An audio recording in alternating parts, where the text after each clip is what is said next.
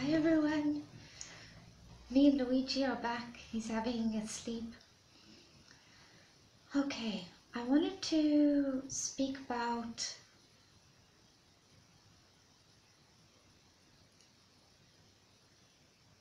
animals and nature and our true nature and communicating with animals and communicating with nature. Sometimes the angels want me to share today that sometimes we feel that nature is our environment. But nature isn't our environment. It's not something that we live in that's separately from us. Nature is us. Nature's not our environment. Nature is us. And that is a meditation where one meditates on the body in the body of the cosmos. And that's a meditation that can take a lifetime. But it's an idea that nature is not something that's outside of ourselves, that nature is us. We're not separate from everything around us, even though sometimes we can behave like that. And then we wonder why we feel so deeply alone and deeply disconnected from ourselves and from others. I think that now more than ever, society is going through a time where people are not happy. It's modern day slavery, and people feel so unhappy that they don't even really complain about it anymore, or because they don't really know a way out of it. It's almost that this has been going on for such a long time, people don't really remember what it's like to be happy or how to be happy, and everybody is in the pursuit of it, in pursuit of happiness, in pursuit of love. And it's almost that part of the problem is this pursuit. Happiness is our natural state of being when we're in wellness and in tune with nature. And part of why people are so deeply disconnected from themselves and others is because we're disconnected from our communication with nature, from the ocean, from the sea, from the forest, from the trees, from each other. And we consume food that should never go inside a body. And then we wonder why we're in so much confusion and so much pain, when joy and a state of being is our birthright. It's who we are. And when we're unhappy and when we're sad, it's an indication that we're out of tune with ourselves and we're out of tune with nature. And there are so many people out there. There are many groups of people that are doing things, and there's more consciousness now than there has been with recycling, and a lot of people have gone vegan, and there is a movement out there. But I'm wondering, like, is it going to happen in time? Is it going to be enough? And that's partially what's kind of brought me to start to share my abilities that I have, making these videos and reaching out to people, and not kind of hiding away anymore, and not wanting people to know that I communicate with the ancestors and communicate with animals and communicate with the angels, because it shouldn't really be that this is such a huge wow factor, or it's so strange. I mean, I believe that's our natural state of being. I don't believe I possess any special gifts that you don't at home, or that others don't. I think, when I look at maybe how I turned out this way, I blame my mother, and I mean this in a positive way, but she was a very awakened, very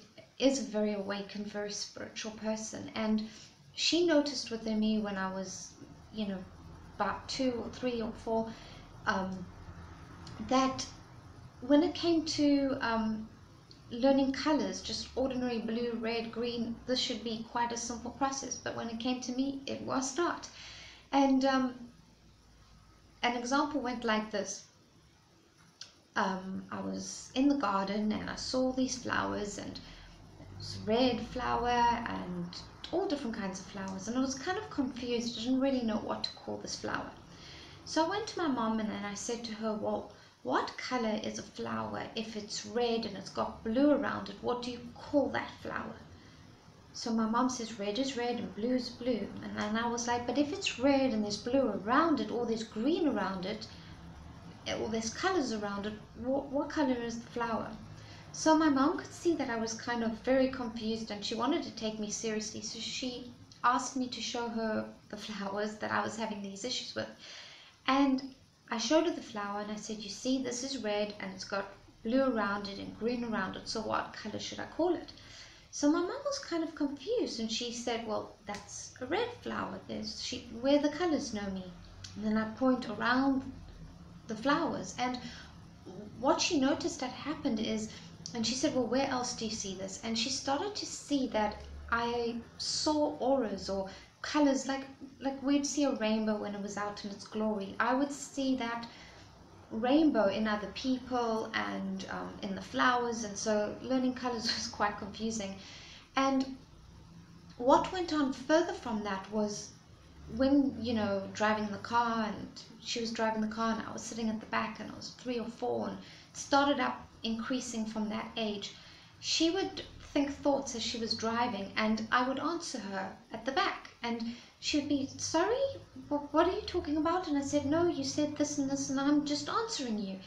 And she really wasn't quite sure what to do with it to me, and she had her own gifts, but really they started to awaken also within her as she had to go towards books and places to try to figure out, what am I going to do with this kid, and how do I bring her up in a way that she, you know, doesn't end up in the loony bin and she feels good about herself, and I'm going to foster this in her. And so my mom really kept that childlike. Children have this deep connection to themselves and nature and the world, and they don't see these blockages between things. They don't have these huge boundaries and walls.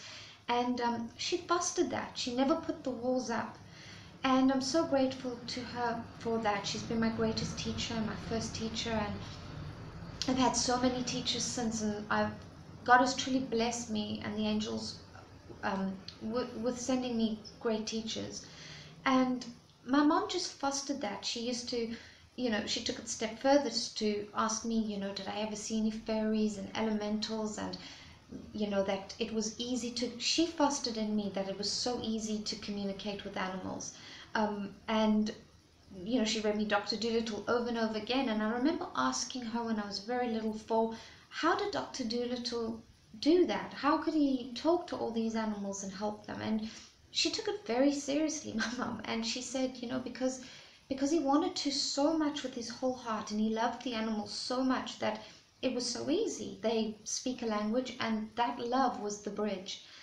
And it just went in there. She sowed those seeds, and those seeds grew flowers, and here I am. And so I don't think it was something I was born with. And, you know, it's a calling. It's a calling from, I feel so pulled to share this and to help people with it and to get this message out there. But I don't think I have anything special. I think that it was always there, like it's always there in you.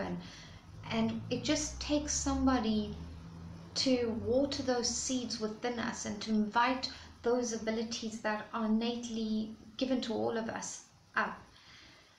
And so I wanted to talk about how this is a very natural state of being, to be in communion with nature and to love nature and to communicate with animals.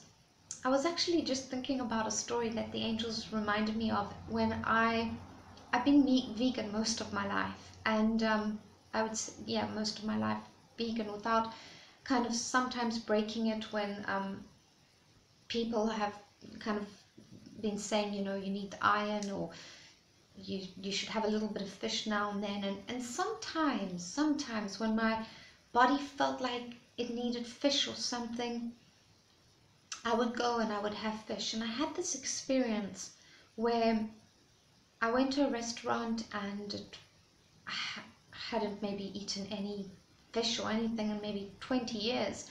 And I sat down and I ate the fish, and it tasted lovely, and, you know, I blessed my food, and I then got on my bicycle and I cycled home.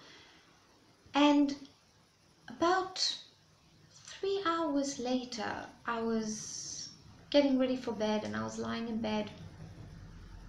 And I had this crazy experience where I felt that this fish that I'd just eaten, I understood what he was feeling and just certain pains that he had, and he was just flapping around in my body like I'd eaten a soul and I couldn't get it out of my body. And I know that sounds really crazy and demonic, I don't know, but this was true for me. I mean, he was there and he was flapping around within my body. I said to this, and I didn't have guilt about it when I ate the fish. It wasn't that I suddenly got attacked by guilt, because I felt that I was nourishing my body. It needed these vitamins, and I ate this. But I was so in tune with where this fish was that his consciousness had, I could say, became me or was in me. I mean, me and the fish were one, but he was there, and I just thought to myself, well, I was so unnerved by the experience. I thought, I'm not going to do that for a really long time. And so the reason why I'm sharing this story is our happiness is not separate from nature and animals and everything we feel outside of us, because nature is both inside ourselves and outside ourselves at the same time. And we can't hope to be happy or to feel peaceful unless we are in nature, because nature is us, unless we spend time every day communing with nature and being in nature and being good to animals and being respectful of their space, not that we just come and take everything from them and move them out. And it's so easy and convenient to say animals don't have feelings and fish have no memory, and then that gives us permission to do whatever we like to anything. But the truth is, everything has a consciousness, everything is awake, everything is breathing, everything is feeling. And we might be in different shapes and forms, but I always like to think of it like, if you imagine God in any kind of form you want, imagine God, and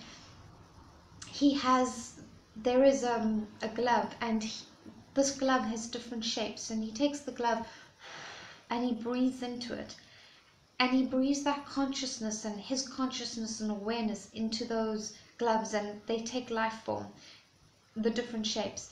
And that's how it is from a mouse to an elephant to a horse to a fish to a shell to a rock to a leaf to a tree. We all contain God's divine consciousness. So there is no, I might talk and scientists will examine our brains and say, well, we're more developed than this and that because of the consciousness. But you cannot measure God's breath. That is the breath of life in everything that's moving, not moving, that's here. And that consciousness is equal in terms of being able to communicate. I mean, you can communicate with a rock. Trees, leaves have a language. And I know this sounds so out there, but I mean, leaves will sing. If you tune in, you will hear flowers have a vibrational, they sing you on your way to work, or they're in the forest and they sing. So it's about, the more deeper we go within ourselves, the layers, and we increase our vibrational frequency, we will then hear what's really going on. If our frequency isn't high enough, we won't hear it, but it doesn't mean it's not happening. And I want to invite everybody to challenge themselves into being able to communicate with nature in a very deep way.